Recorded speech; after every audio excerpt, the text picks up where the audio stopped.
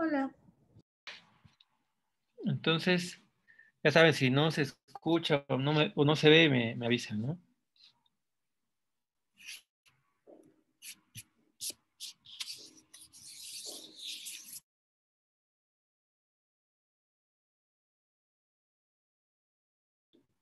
En general en el mundo, tiene una predilección por iniciar en etapas más tempranas de la vida, pero puede ocurrir en cualquier edad.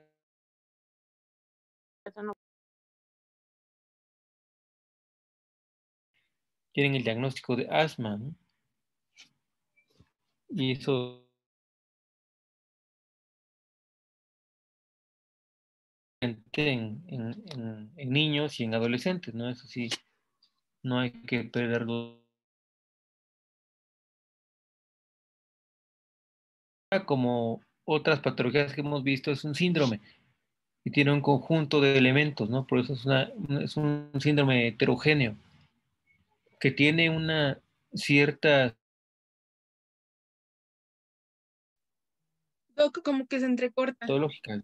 Se está cortando mucho. Mm, a ver, espérenme.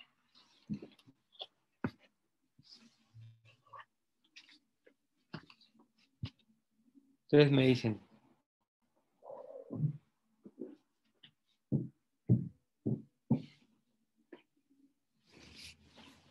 ¿ahí me escuchan?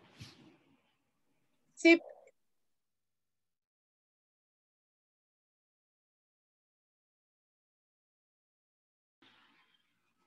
Decíamos que el asma es un síndrome clínico heterogéneo, ¿no?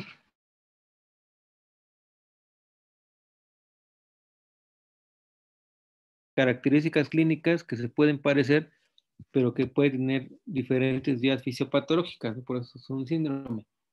Pero siempre tiene que afectar al tracto respiratorio inferior, eso es fundamental para su definición. Y los síntomas pueden ser episódicos o persistentes, y eso va variando a lo largo de la vida de la persona.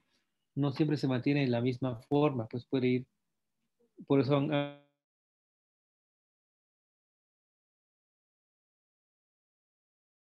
llegan a la vida adulta ya desaparecieron sus síntomas. Eso ocurre porque tiene un curso muy variable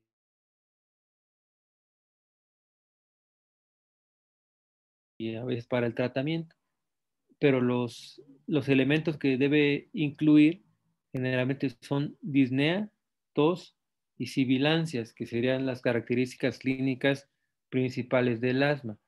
Las sibilancias, acuérdense que las personas lo manifiestan como chiflido en el pecho, silbidos, y varía eso, depende dónde viva la persona, porque si son personas del sur, le pueden decir asesido, por ejemplo, ¿no?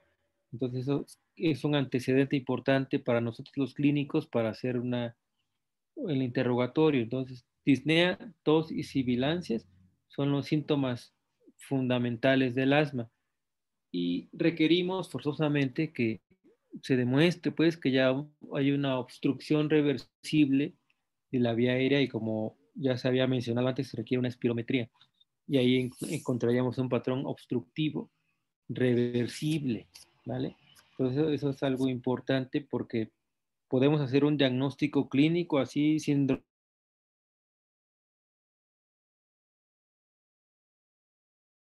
no quede un diagnóstico a medias o un diagnóstico de probable, como pasa muchas veces, ¿no? Siempre hay que buscar que exista una demostración clara.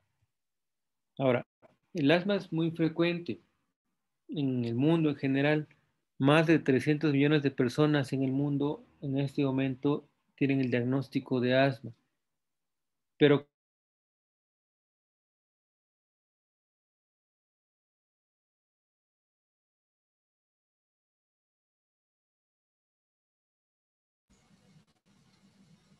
Ya no se escucha, doctor.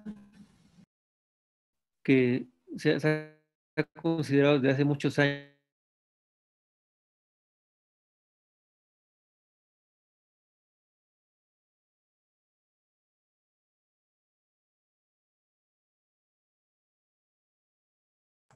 Sigue sin escucharse.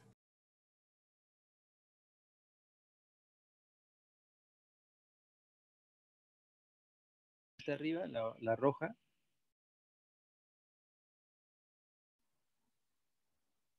Entonces, en muchos países,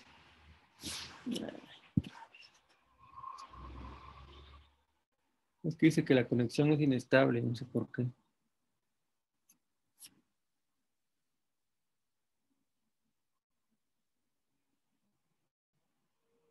Bueno, entonces, ¿ahí se escucha bien o se corta todavía? Ella escucha. Por momentos se corta, pero ahorita se escucha bien. Bueno. Entonces, en esta gráfica vemos ese elemento que los países ya que tradicionalmente o de hace muchos años han tenido una prevalencia alta de asma, han tenido una especie de meseta, ¿no? Que es la línea roja que vemos hasta arriba, y en otros países la prevalencia ha ido incrementándose con el paso de los años, probablemente por muchos factores, pues tanto sociales como de los servicios de salud o como los factores ya conocidos que se habían mencionado antes, que en los países, conforme va aumentando las zonas rurales, las zonas, perdón, urbanas, aparentemente va aumentando también la prevalencia de asma, ¿no? Y eso es lo que está ocurriendo en muchos países, en muchas partes del mundo y por eso podría ir en aumento eso. Y aparte, los métodos diagnósticos han ido mejorando y por eso puede ir incrementando el diagnóstico de asma en diferentes países, incluido el nuestro. Entonces aquí seguramente ustedes han escuchado esta teoría de la higiene o del exceso de la higiene, en donde se menciona que en algunas zonas de las ciudades los niños Ya no se escucha. expuestos a los diferentes patógenos ambientales y no son expuestos a sustancias contaminantes del ambiente, porque los papás tienen un mayor cuidado de esos niños, entonces, por lo tanto no se exponen y su propósito es que no desarrollen infecciones respiratorias y de otro tipo, ¿no? Pero se piensa que ese cuidado del niño no lo expone inicial de su infancia, están muy protegidos, pero conforme van genos y entonces ahí empiezan a desarrollar algunos de ellos mecanismos alérgicos o atópicos y eso favorece la presencia de síntomas. Por eso es que esa teoría de la higiene, aunque no está muy bien demostrada, es un poco lo que ocurre en estas zonas urbanas. Aquí, por ejemplo, en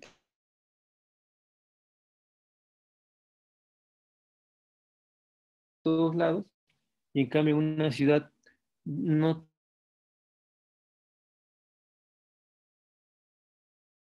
De manera que por eso podríamos ver diagnósticos de asma un poco más tardíos que en años anteriores, ¿no? Ahora, la fisiopatología del asma puede ser compleja porque, como siempre, ya saben ustedes, que no siempre se conocen todos los mecanismos implicados en las diferentes enfermedades y cuando se trata de alteraciones inmunológicas, pues menos todavía, porque quedan huecos y dudas. Y como siempre, no todos los pacientes se comportan igual.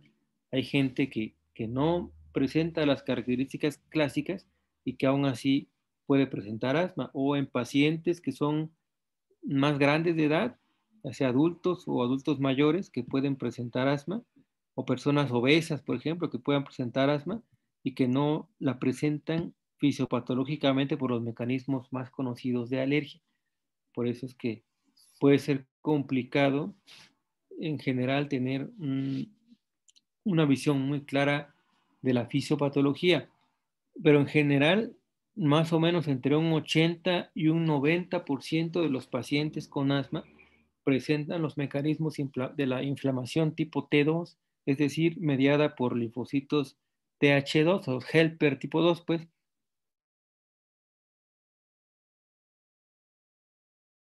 aéreas mediante estos mecanismos.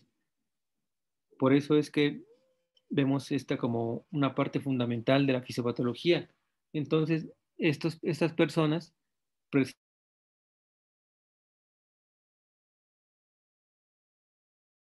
puede ser el epitelio de algunos animales,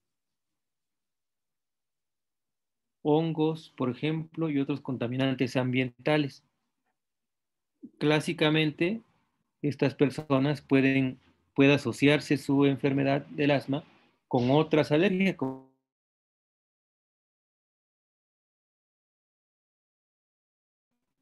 Este, en general, es el trasfondo más común de las personas con asma. Un componente alergénico, puede identificarse un alergeno o no, que también eso es importante. No siempre se encuentra un elemento específico que desencadene la respuesta inflamatoria, ¿no? Pero en general tenemos estos elementos: dermatitis atópica, rinitis alérgica y alergia a alimentos que se pueden asociar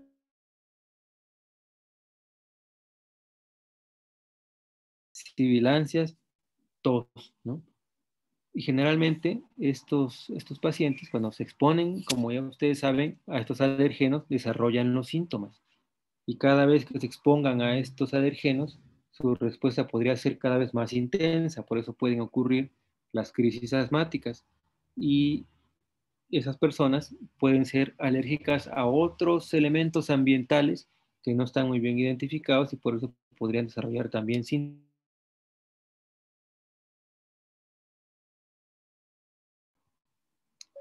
Este pequeño esquema muestra estos tipos de inflamación. El asma tipo T2, que sería el del 90% de pacientes y que se tienen que ver con la activación de los TH2, los helper tipo 2, y un 10% aproximadamente se le puede denominar asma que no es de tipo T2, que tiene otros elementos y que es, como decíamos hace un momento, ahí podemos encontrar pacientes que inician una edad ya mucho mayor, incluso adultos mayores, es más de 60 años, podrían presentarse con ese tipo de asma, que no es de tipo 2. Puede ser pacientes obesos, que no se conocen muy bien los mecanismos por los que presentan los síntomas, y puede haber también alteraciones inflamatorias en la musculatura lisa.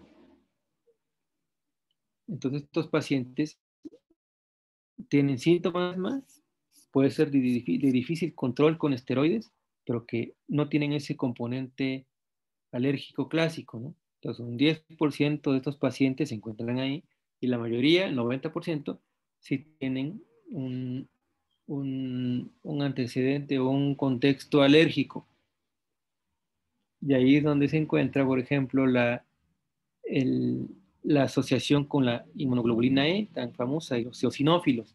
Pero no se vayan siempre por ahí. Los pacientes que tengan asma, sí es cierto que pueden tener un incremento en la producción de IgE y puede tener hipereosinofilia, pero no siempre es así, para que no nos vayamos con la finta de que ese es el único mecanismo. Y otro elemento importante que se ha encontrado en esos pacientes, sobre todo en niños, claramente, es el que fuera alérgica a la aspirina, ¿no? Eso también es una relación que se ha encontrado y seguramente han escuchado dentro de este mismo tipo de asma, el asma inducido por el ejercicio, que también es algo importante de ocurrencia, sobre todo en la niñez. Este esquema lo único que pretende es confundirlos ahí para que vean que hay un montón de partículas, de moléculas, de células, de epitelios, por ejemplo, que tienen que ver en la fisiopatología del asma, particularmente en en el tipo T2 y las células participantes, los basófilos, eosinófilos, mastocitos, neutrófilos, el moco, porque también tiene que producirse el moco, porque acuérdense que el epitelio de las vías respiratorias es un epitelio cilíndrico, ciliado, pseudoestratificado y productor de moco. Entonces, ese moco se produce continuamente, ¿no? Y el músculo liso también influye ahí porque lo que se genera es una constricción y eso disminuye la luz de los bronquios. Entonces, toda esta, usted en esta especie de lluvia ahí de células interleucinas, moléculas, tienen una relación para generar los síntomas de asma y su cronicidad. Por eso es que puede ser complicado el tratamiento y pueden existir pacientes que no tengan una buena respuesta al tratamiento. Y como este es un trasfondo inflamatorio, inmunológico, por eso una de las piedras angulares del tratamiento son los esteroides inhalados. También pueden ser sistémicos, pero particularmente inhalados es un elemento importante del tratamiento porque pretende bloquear esta cascada inflamatoria, ¿no? Ahora, dentro de los elementos fisiopatológicos relevantes, tendríamos dos cosas importantes, que sería las células dendríticas, que son esas moraditas que ven ustedes aquí, es que no se ve la flechita, y las células TH2, que serían los que van a generar una respuesta inflamatoria, memoria y el llamado de linfocitos y de otros elementos inflamatorios, y aparte son los que producen o favorecen el incremento de la inmunoglobulina E. Entonces, por ejemplo, aquí vemos las células de la mucosa, el epitelio, en la parte superior, y ustedes ven hasta arriba, vienen contaminantes ambientales, bacterias, virus y otros alergenos, ¿no?, que entran en contacto con el epitelio, son interiorizados y van a promover, o sea, presentan antígenos, y esos antígenos son detectados por las células dendríticas. Las células dendríticas maduran y se convierten en presentadoras ya formalmente de antígenos, y eso es el inicio de la cascada inflamatoria y la activación en nódulos linfáticos locales de otras células dendríticas y de la presencia de linfocitos TH2, y eso es lo que ya produce una cascada inflamatoria intensa y va a provocar ya como consecuencia los síntomas característicos, porque hay una reducción de la luz de los bronquios, no entra el aire adecuadamente y eso produce las sibilancias.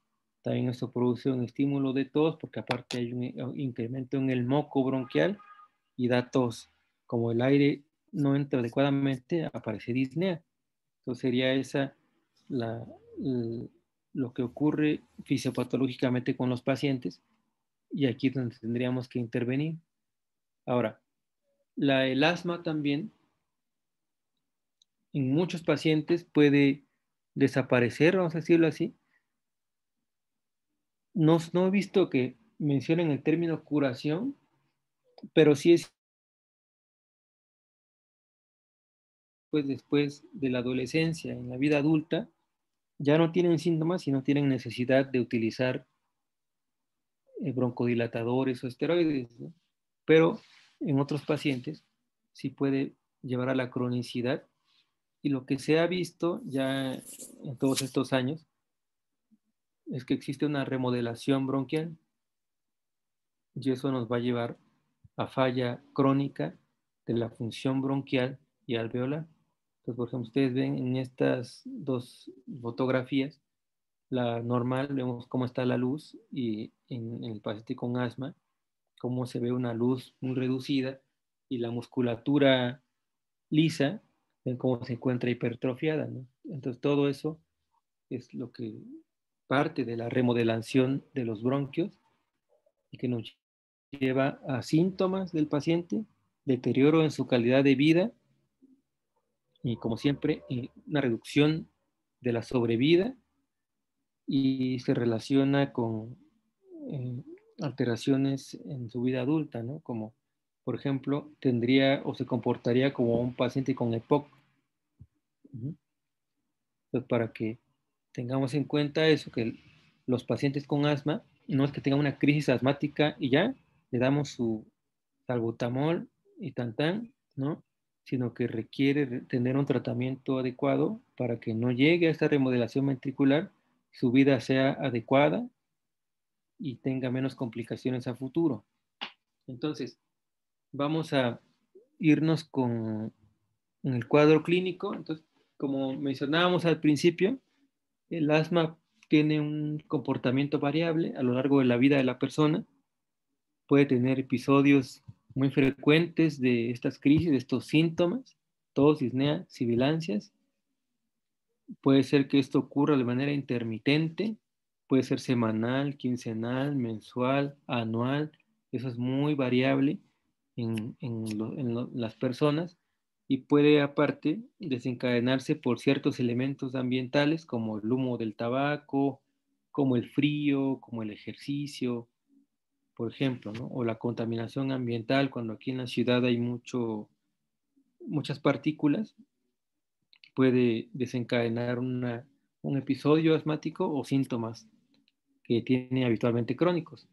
Entonces puede ser desencadenados o exacerbados por alergenos, ¿no? Los alergenos pueden ser ya conocidos por el paciente, puede que no, porque si ustedes se hacen pruebas de estas alérgicas, pues te hacen pruebas de cucarachas, del roble canadiense, etcétera, pues entonces puede ser alergenos que son ajenos a nosotros, ¿no? Entonces no siempre se conoce el alergeno. Las infecciones, claramente, pero infecciones de las vías respiratorias, virales o bacterianas, pueden desencadenar los síntomas. El aire frío también. Por eso es importante la protección y evitar exponerse a los cambios ambientales así bruscos, eso es importante. Irritantes, que pueden ser irritantes ambientales o irritantes locales, por ejemplo, algunas personas con reflujo pueden tener un irritante químico y eso puede desencadenar los síntomas. El ejercicio también puede ser, particularmente si respiras por la boca, puede tener más, o porque cuando el aire entra por la nariz se genera una turbulencia.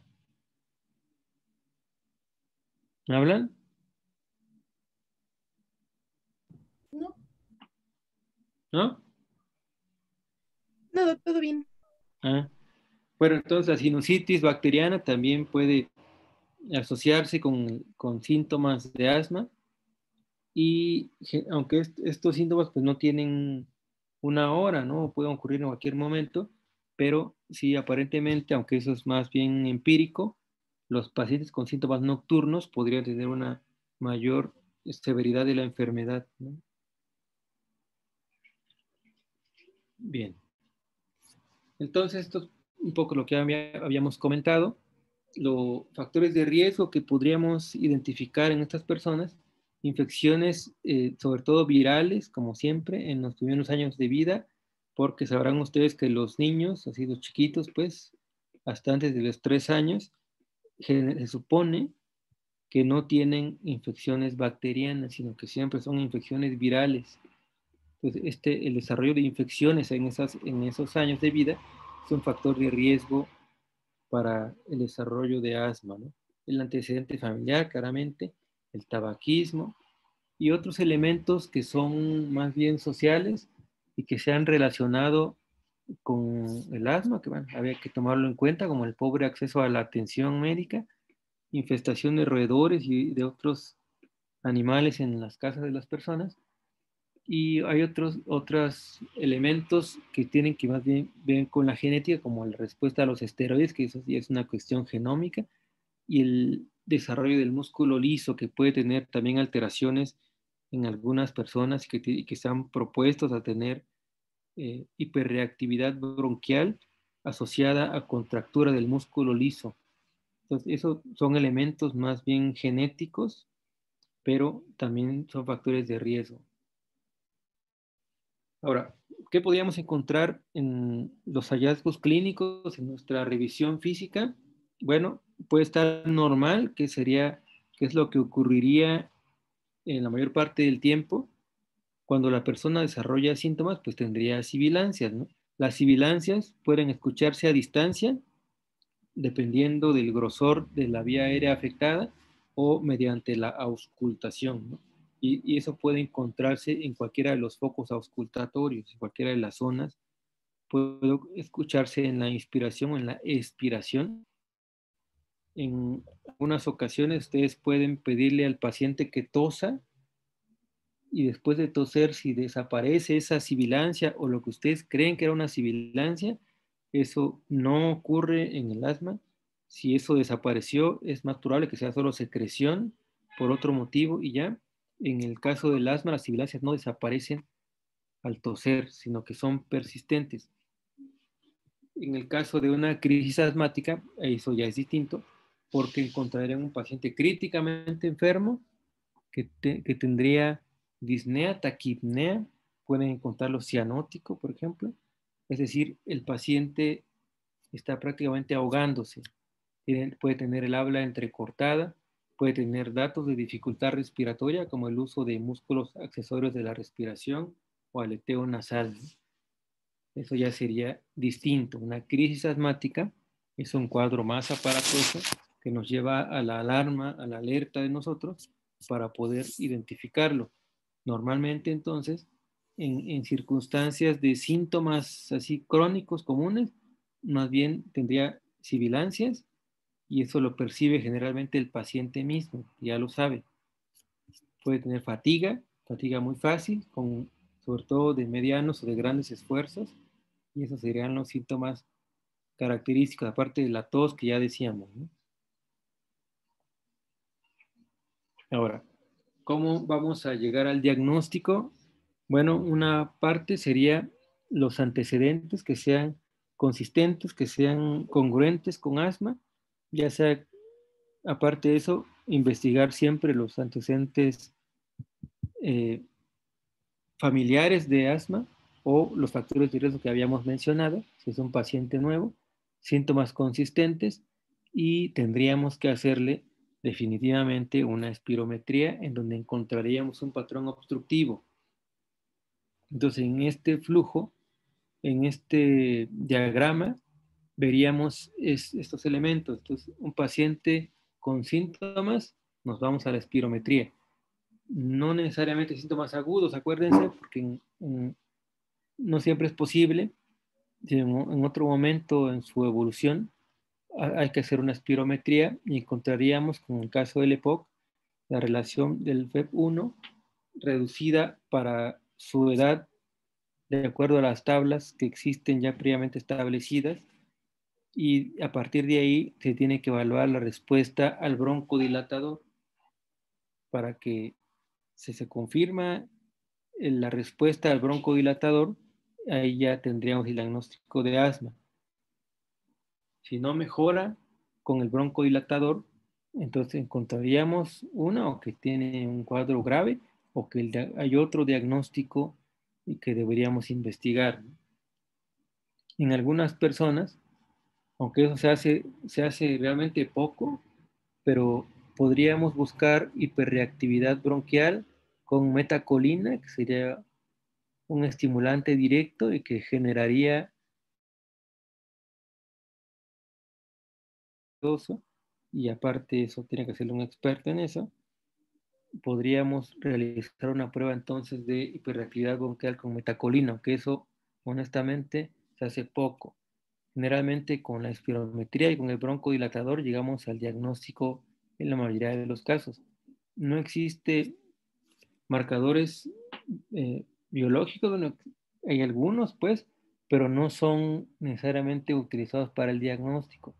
Otros elementos como radiografía de tórax tampoco son diagnósticos, más bien nos ayudan para el diagnóstico diferencial, pero no para el diagnóstico de asma.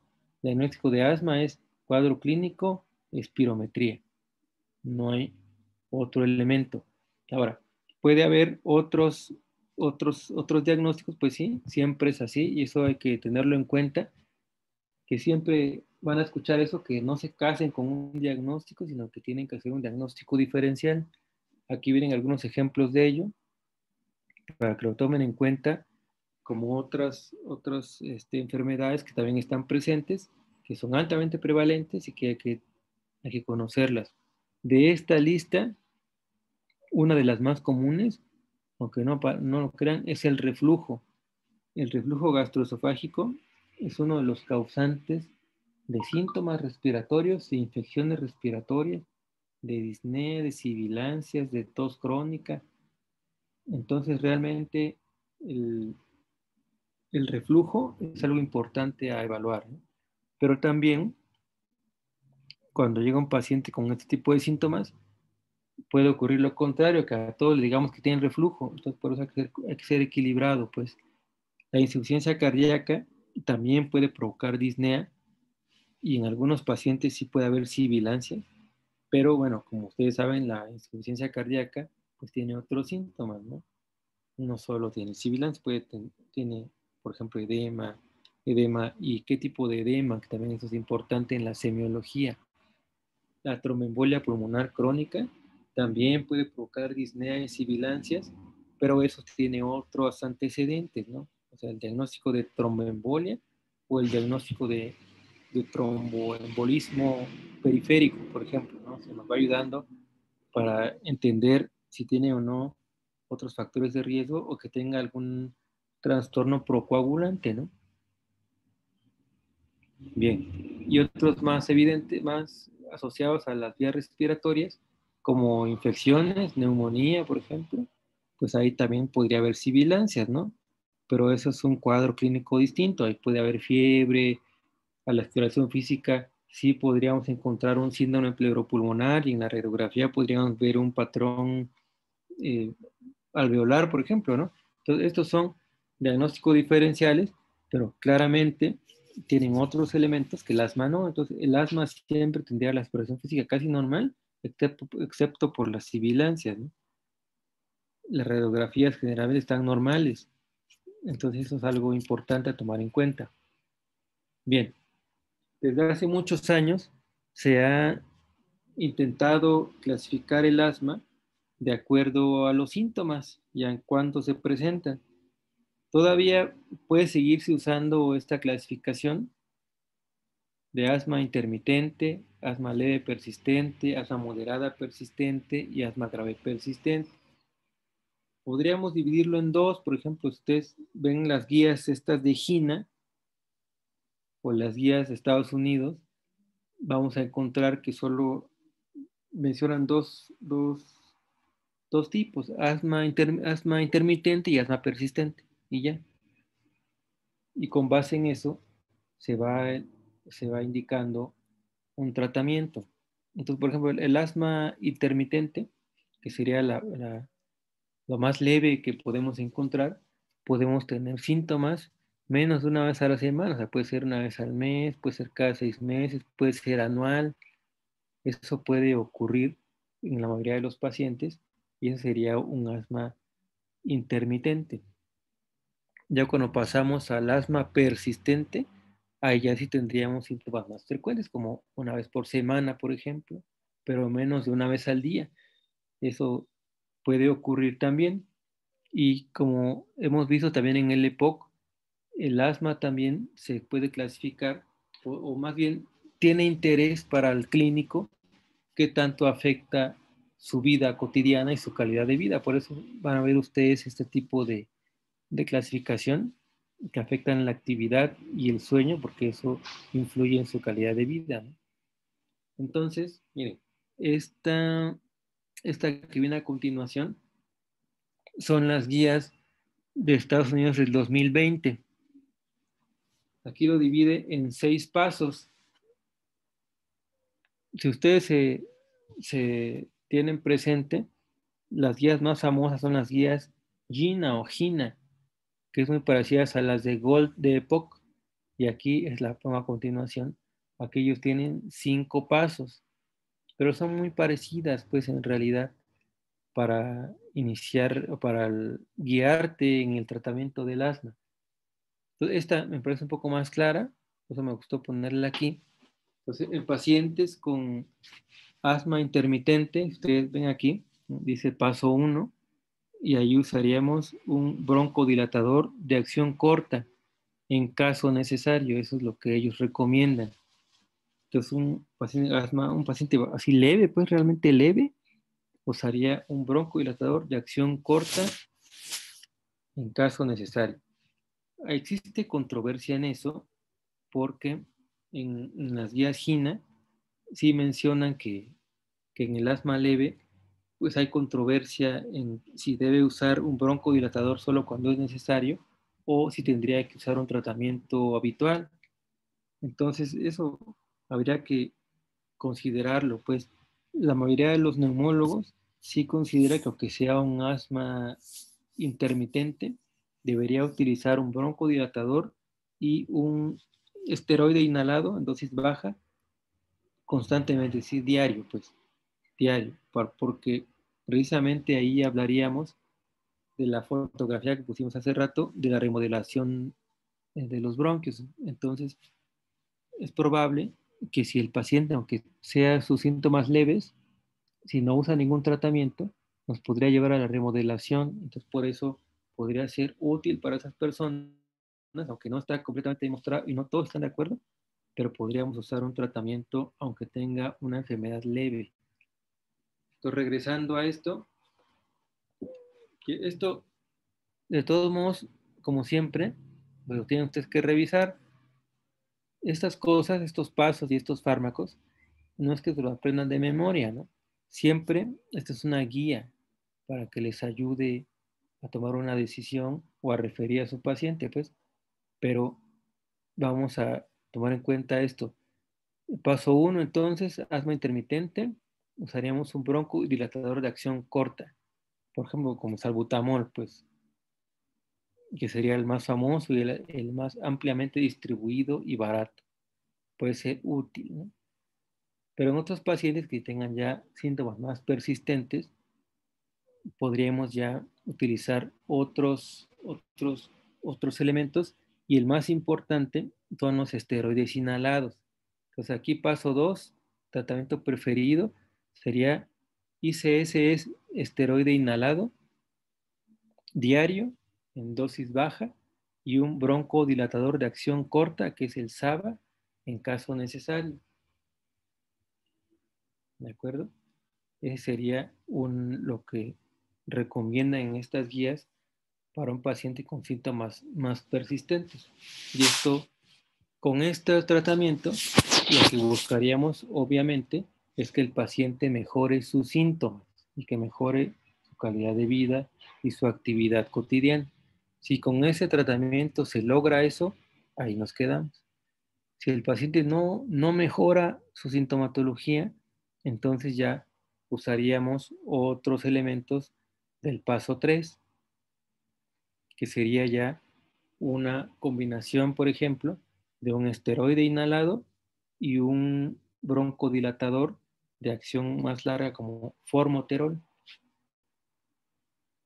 Entonces ya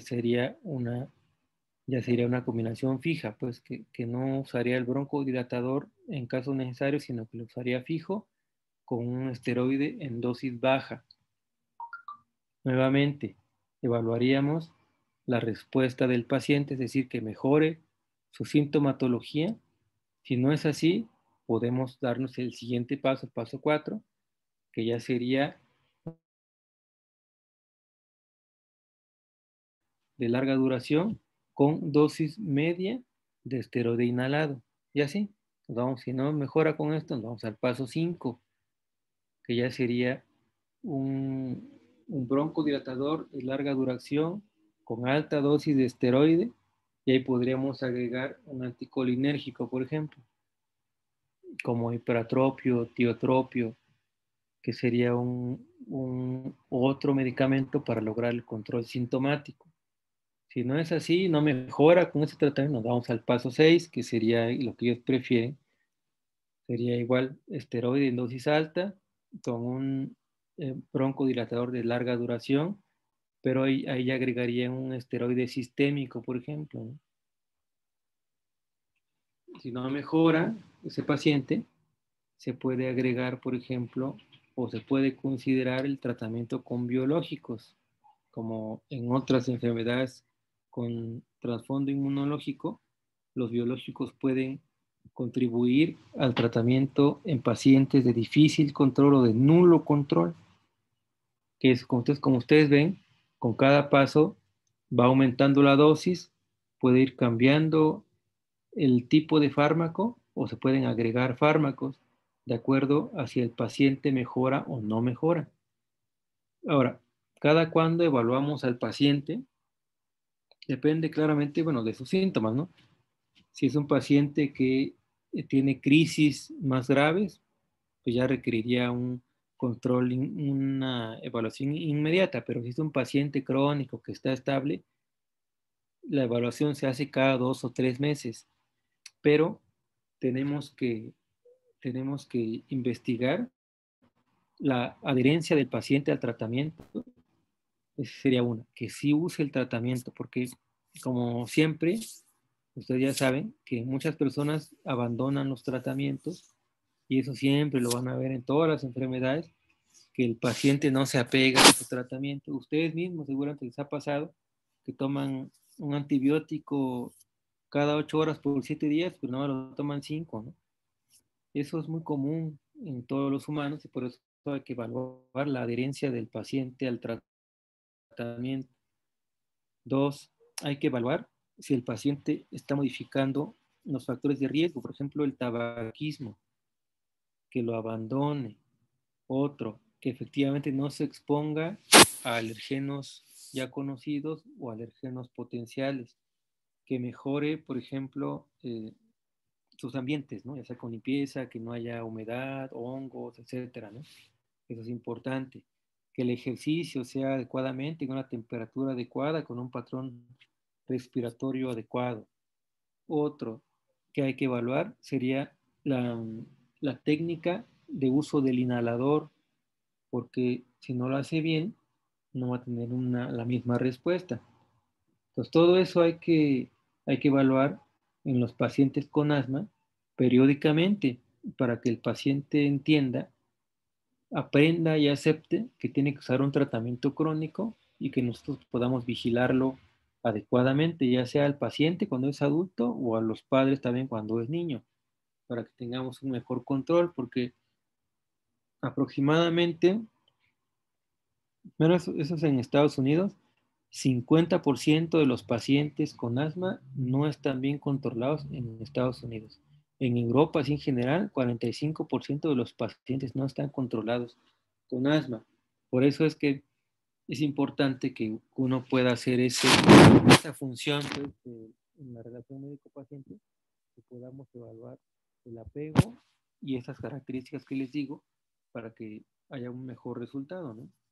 Porque por increíble que parezca, pues los pacientes no lo hacen bien o no quieren o lo suspenden, etcétera. O en otros casos más tristes, pues no pueden comprar los medicamentos, ¿no? Entonces empiezan con síntomas o con crisis asmáticas que siguen llegando a los hospitales, crisis asmáticas, intubados, etcétera, porque no hay un buen apego al tratamiento, tanto a la parte de los fármacos como a la parte no farmacológica. Bien, en las guías GINA pues es muy parecido, es lo mismo prácticamente, solo que ellos omiten un paso. Estas guías, como ustedes saben, traten de revisarlas si no lo han revisado, para que tengan una idea de cómo funcionan. Las guías son solo eso, una guía, y ahí depende su criterio.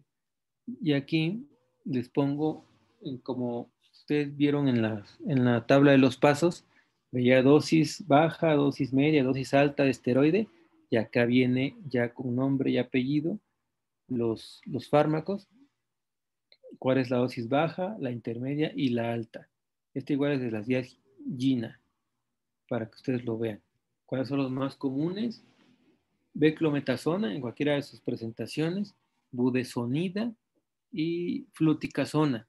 Esas son los que existen más presentaciones en ya su venta pues en farmacias. Mometasona se usa poco, triamcinolona poco también, ciclosodina también. La verdad es que se usa más. Ahora, ¿cuál tienen mayor potencia y efectividad? Budesonide y fluticasona, que serían de las más comunes en su uso y ya existen combinaciones preparadas, ¿no? Por ejemplo, con budesonide, sinacaterol con budesonide, ese ya existe mezclado, o la fluticasona con salmeterol, ese ya son muy comunes pues en la venta y ya existen en ese tipo de fármaco en las instituciones públicas. Entonces serían fluticasona y budesonide las de mayor frecuencia en su uso. Bueno, y este es en adultos y este es en niños de 6 a 11 años igual. Los mismos fármacos, dosis baja, intermedia y alta para hacer las combinaciones. Bien. Hasta acá, ¿tienen alguna duda? Para ver brevemente un par de imágenes de crisis asmática. ¿Alguna duda hasta acá? Yo. No. Bueno, bueno, no, tú. No, tú. Doctor, ¿es posible que un paciente que presentó síntomas de asma, bueno, que fue diagnosticado con asma en la niñez y adolescencia, y se le quita durante la adultez joven, pero puede volver a presentar crisis, entonces tiene que volver al tratamiento para evitar la remodelación bronquial? Así es. Sí, porque finalmente la fisiopatología, es decir, la respuesta, como tiene una alteración ya marcada genéticamente, tendría una predisposición a presentar, o sea, a tener mayor presentación de IgE, por ejemplo, y mayor activación de los TH2, y eso no desaparece con el tiempo. ¿Por qué en los pacientes ya no presentan síntomas y después sí? Eso no se sabe.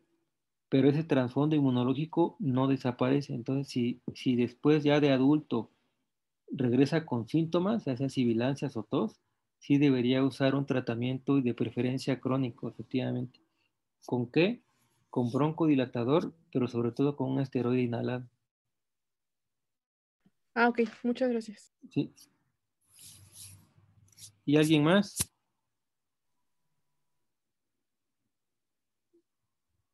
¿Alguien más decía que... Yo tengo una duda. A ver, ¿El esteroide inhalado ya viene en preparaciones o se administra al paciente por se me fue el nombre? Como como ¿Movilizaciones? aerosoles. Ajá, sí, ¿ya vienen preparados esos para su administración? O Sí, ya están preparados. Aquí regresé a la tablita de los esteroides. Beclometasona viene sola ya, así como el spray del salbutamol, así igualito, el disparador. Existe en beclometasona. Budesonide viene en un inhalador de micropartículas y lo mismo que la fluticasona. Vienen solos o combinados con un broncodilatador. Así es. No se inhalan. Todos los fármacos que vemos acá, todos son inhalados mediante disparo directo, como el clásico salbutamol, o con micropartículas, pero todos son inhalados. Así es. La única que solamente en casos más severos que no responde al tratamiento habitual es cuando se usa el esteroide, pero sistémico, es decir, oral, no necesariamente en nebulizaciones, a menos que estés en una crisis asmática, ¿no? O que es un episodio más grave que es el que vamos a ver acá.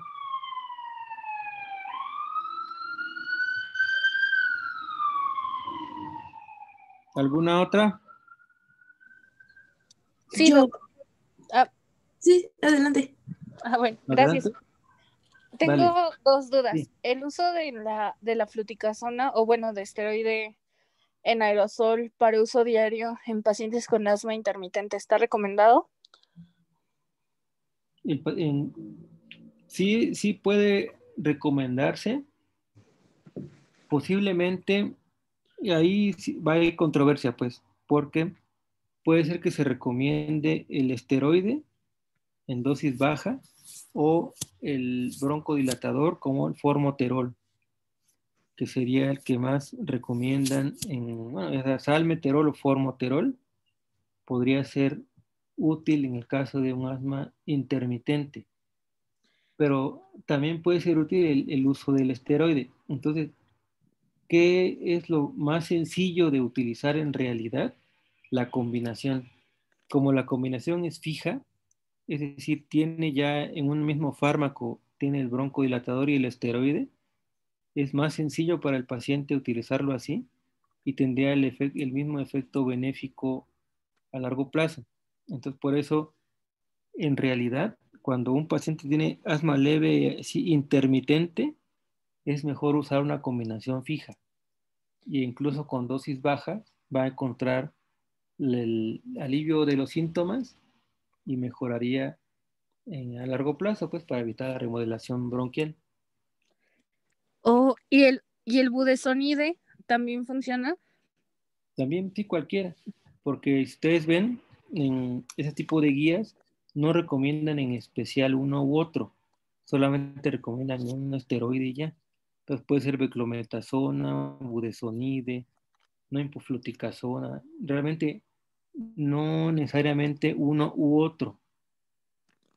Eso no, eso dependería más bien, por ejemplo, ya sea de la dosis, del costo, etcétera, porque, por ejemplo, hay el budesonide. No es cierto. Por ejemplo, la fluticasona viene en un inhalador de micropartículas. Entonces, cuando algunas personas lo inhalan, les da tos, o como las partículas son muy finas, siente que no inhalan nada. Entonces, hay gente que no le gusta y lo suspende. Por ejemplo, la beclometasona, esa no, la beclometasona es más líquida. Entonces se puede usar un spray como el salbutamol, que se siente que realmente estás respirando algo, y hay personas que prefieren eso. Entonces, la efectividad de esos fármacos, los tres que hemos dicho, es muy similar. Ahí lo que tendríamos que adecuarnos es a las preferencias del paciente o a los costos. Ok, Así, vale, gracias. sí. ¿Alguna otra cosa que me quieran decir?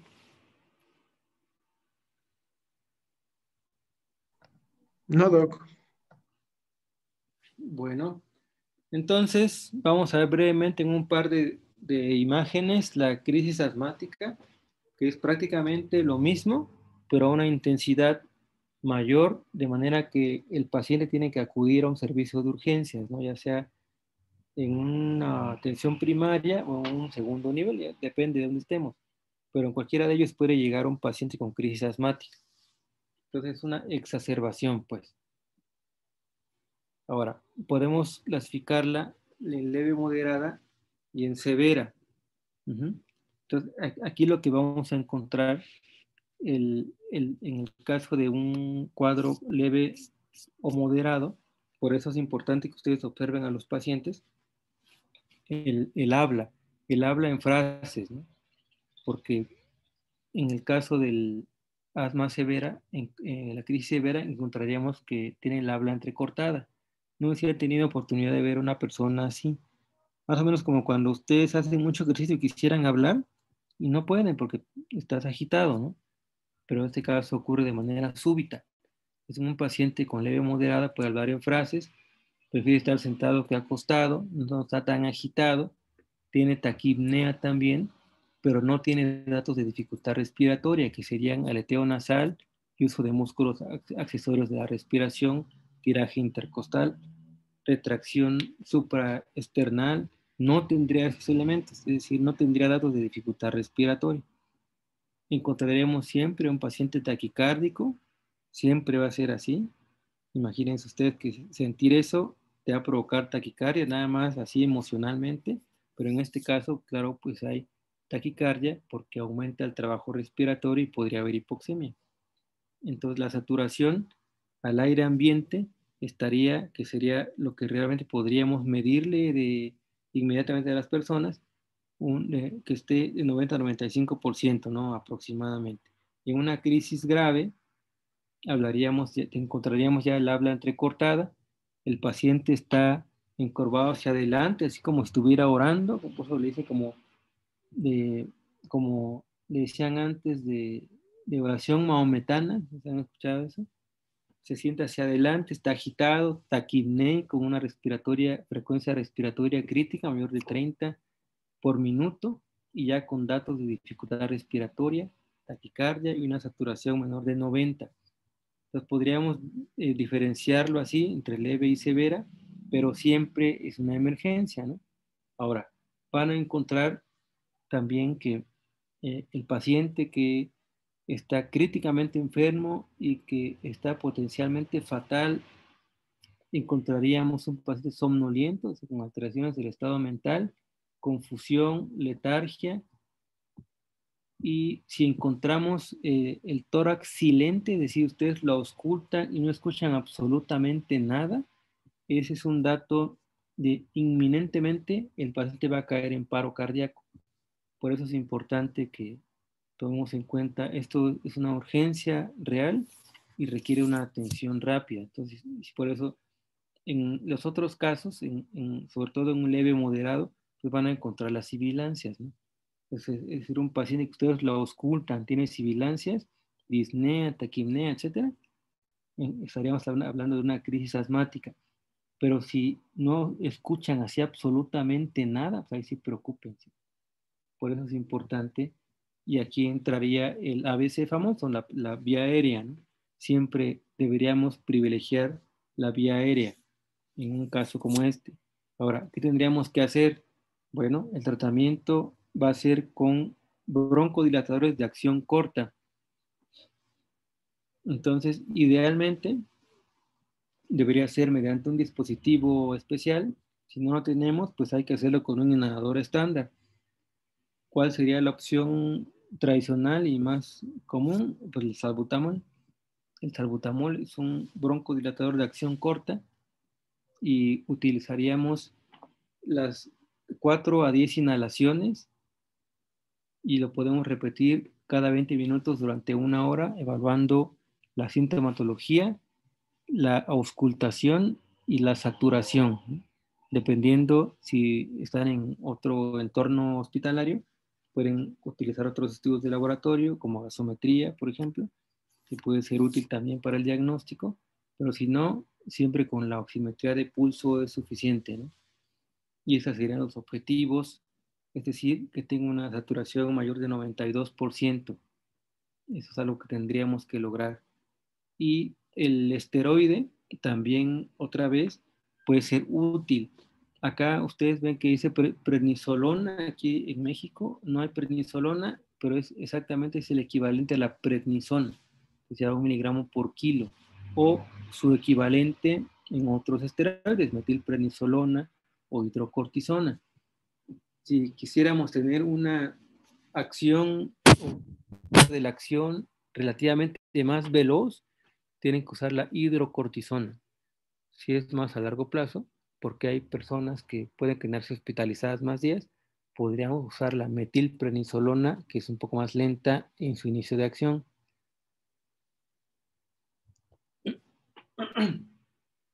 Bien, y eso pues, como esto ocurre en un entorno de urgencias, por eso es que la vigilancia es en horas, ¿no? Un paciente en urgencias por cualquier patología, teóricamente, no debe estar ahí más de 6 horas. Entonces, por eso es que aquí nos alcanza para evaluar a un paciente, tomar decisiones, ya sea darlo de alta o hospitalizarlo, ¿no? O trasladarlo a un segundo nivel o a un centro hospitalario, ¿no? Entonces, para que lo podamos evaluar el alta de la persona, tendríamos que evaluar sus síntomas y su saturación que se encuentre por arriba de 94% sin oxígeno. Ahora, una vez que esto ocurra, es decir, que podamos dar de alta al paciente que ya mejoró clínicamente, tenemos que hablar de lo que decíamos hace un momento, evaluar pues la técnica del inhalador, la adherencia al tratamiento. Eso hay que aprovechar ese momento cuando ya el paciente mejoró claramente para evaluar estos elementos y evitar que esto pase. Y la prednisona, acuérdense, prednisolona, aquí es prednisona, continuaríamos durante 5 o 7 días, no más, porque si los diéramos por más días tendríamos que dar una dosis de reducción. Entonces, en las personas con crisis asmática o en las personas con EPOC, como veíamos la otra vez, usaríamos el esteroide por máximo por 7 días. Cuando tú das un esteroide así, por ejemplo, das prednisona 1 miligramo por kilo de prednisona, ¿no? Te lo das una vez al día en la mañana por 7 días y lo suspendes. Punto. No pasa nada, no da supresión ni nada de eso, no hay ningún problema. Y el seguimiento, claramente, ya tendríamos que irlo programando mediante consulta externa, depende de dónde estemos, o nosotros mismos, sea cual sea nuestro entorno de trabajo, ¿no? Bien, entonces, lo estándar siempre, cuando una persona llegue con una crisis asmática, acuérdense, es un broncodilatador de acción corta, no de acción larga, porque o sea, obviamente lo pueden usar ya después, pero en el momento tiene que ser de acción corta y no, ahí no usaríamos esteroides inhalados, sino en todo caso sistémicos, y aquí es donde sí podríamos utilizar las nebulizaciones igualmente con broncodilatador de acción corta, que siempre es el salbutamol. Las otras presentaciones de fármacos existen inhaladas, no hay para nebulizar, existen pocos broncodilatadores, pero siempre solo hay el salbutamol. Entonces, para que lo tomen en cuenta. Pero en general, siempre hay que iniciar con disparos de broncodilatador de acción corta, 4 a 10, para que lo tomemos en cuenta y evaluar su respuesta, ¿no? Bien, pues. Entonces, esto de lo de cuando el paciente tiene el tórax en silencio y que es una inminencia de paro cardiorrespiratorio, es una pregunta muy común de los exámenes, para que lo tomen en cuenta. Bien, acá viene ya por último un resumen de algunos elementos diagnósticos, que es una tablita para que lo vean. Historia clínica, como siempre. La historia clínica en un país como el nuestro y con clínicos como nosotros, o sea, muy buenos. Así es esto. Usaríamos siempre la historia clínica como un elemento fundamental y la espirometría, ¿no? Eso es importante. La broncoconstricción con fármacos se usa poco y eso sí se lo dejamos claramente a los neumólogos. La radiografía de tórax no es diagnóstica, como decíamos, más bien para el diagnóstico diferencial. La biometría hemática podría encontrar eosinofilia, pero no siempre. Tomemos en cuenta eso. La medición de IgE también puede ser útil, pero no todas las personas tienen elevada la IgE porque hay otros elementos que no son medibles y que son los que generan los síntomas, ¿no? Bien. Y ya. Entonces, bueno, entonces ya acabamos por hoy. ¿Tienen alguna duda? ¿Dudas, quejas, sugerencias? Déjenme regresar al temario.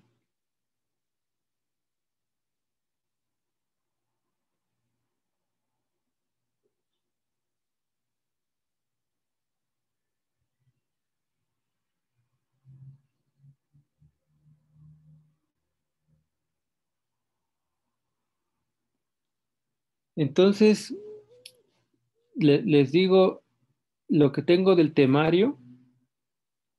Tengo aquí, después de asma, cáncer pulmonar, tromboembolia pulmonar, CIRA y cor pulmonale. ¿Está bien? ¿Ustedes lo tienen así también? Bueno, es que el doc ya no nos pasó el temario, pero supongo que sí. Bueno, el que él me envió viene así. A continuación, cáncer pulmonar, después tromboembolia pulmonar, después CIRA o SDRA y finalmente cor pulmonale. Ah, ok. Ahora, lo que no sé es hasta cuándo, qué tiempo tenemos, pues hasta qué fecha, ¿ustedes saben? Sí, hasta la otra semana me parece, porque el semestre termina oficialmente ya con extraordinarios el 2 de febrero. Ujú. Ya. Pues sí, ¿verdad? Tendríamos esta semana, Y la que viene, creo. la que viene sería supuestamente los exámenes y eso, ¿no? El extraordinario y todo eso. ¿Sí? Sí, ¿Y cómo van? ¿Se van a ir a extraordinario ustedes? no, yo espero que no. No, doctor, eso no se da. Ya hicieron 2 exámenes y falta el tercero, ¿no? Sí, Vale. Entonces, ahora, porque en cuanto a las fechas de la clase, seguíamos igual, pues,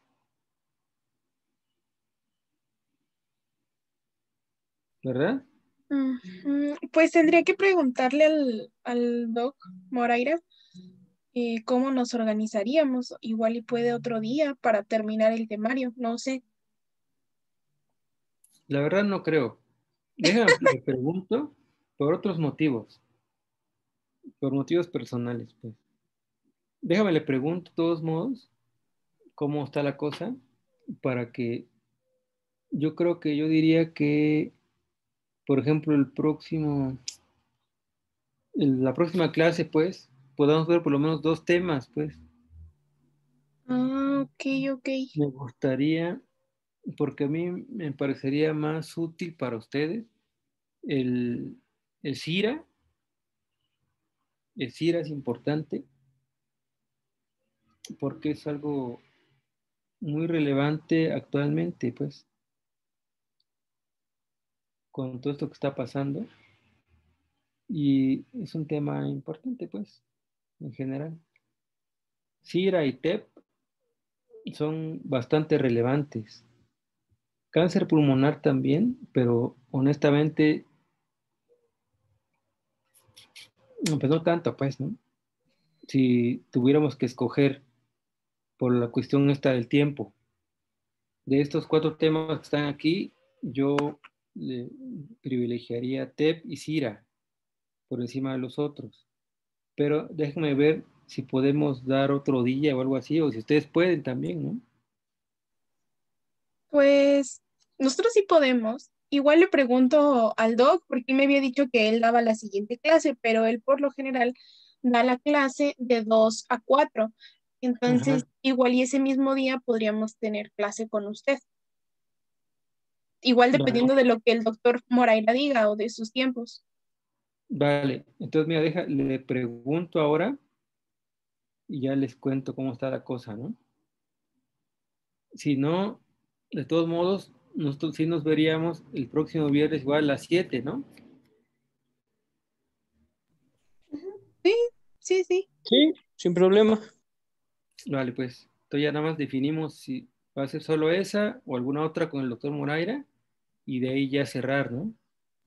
Sí, está bien. Sí, está bien, doc. Vale, pues, entonces, pórtense bien, ya saben, Muchas gracias. Gracias. cuídense mucho. Hasta luego. Gracias, igualmente. Sí, Doc, gracias, igual. Gracias, doc.